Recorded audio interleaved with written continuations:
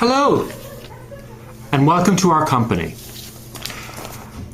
I'm glad you could come to talk about the job opening. I've read your resume and I have a few questions that I'd like to ask you about your skills and past experience. First, I'd like to know a little bit more about you. I wonder if you could tell me about a time when you faced a challenge and what you did to overcome that challenge.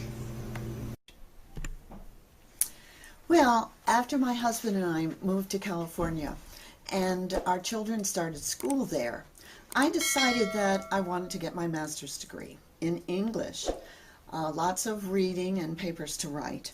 As you can imagine, this was a real challenge, taking care of my children, taking classes, and working in my husband's business.